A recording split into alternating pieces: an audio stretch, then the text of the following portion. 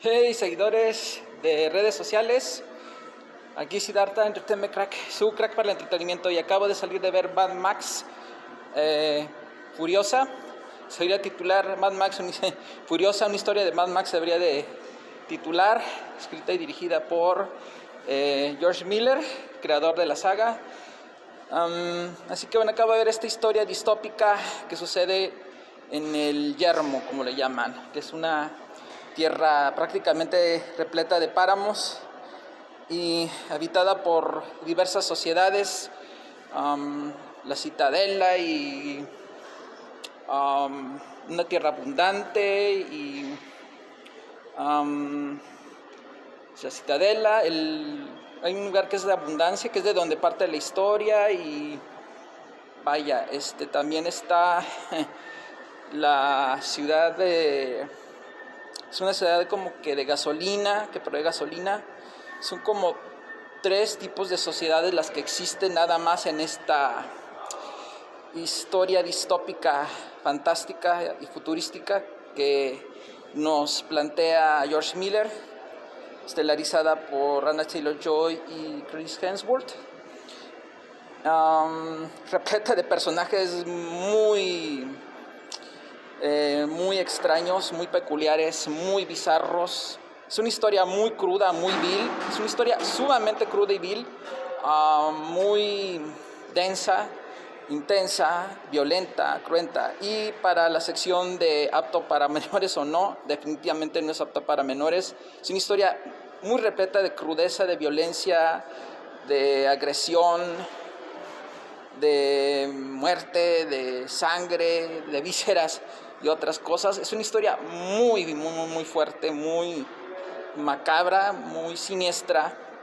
No tiene nada de bella ni maravillosa. No es precisamente disfrutable, cautivante sí es, entretenida, algo entretenida sí. Sí me gustó bastante, particularmente empezando por ahí, sí me gustó bastante. No tanto, no mucho. Las actuaciones de Anya Taylor-Joy están muy buenas. Su actuación es más contenida, más estoica.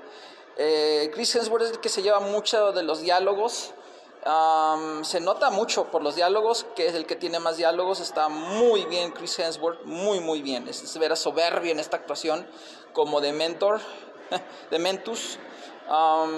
Está el personaje de Immortan Joe que vimos en la primera de Mad Max, en este remake que está haciendo George Miller.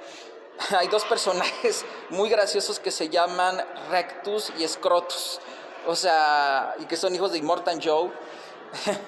Así que bueno, ya lo estoy diciendo porque ya es muy tarde para spoilers. Y está repleto de muchas cuestiones es una película muy cruda, muy violenta, muy agresiva y transgresora en ciertos modos.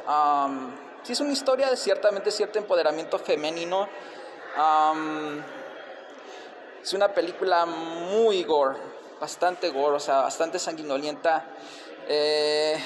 No es apta para personas muy sensibles. Tienes que tener un criterio amplísimo para ver esta película. Es una historia, repito, distópica, fantástica, post-apocalíptica, y es precisamente lo que nos cuentan desde el principio. Es 4 episodios se cuenta. Y sí, por ahí está Mad Max, antes de que se me olvide, por ahí en la historia está Mad Max. Es como el personaje que nunca nos dicen que va a estar, pero ahí está Mad Max. Y sí hay un rol significativo y bastante importante juega Mad Max en esta historia de Furiosa, porque toda esta es la historia de Mad Max recontada, el origen de la historia de este mundo en el que vive Mad Max, que es el Yermo, contado desde la perspectiva de Furiosa. Es su historia de venganza, porque esta historia está llevada por la venganza. Así que bueno, me pareció que el diseño de producción es muy bueno, muy bueno el diseño de producción, la cinematografía buenísima, con los panoramas, las tomas panorámicas, las escenas las secuencias de acción están espectaculares. Es una película que como experiencia cinematográfica es muy buena.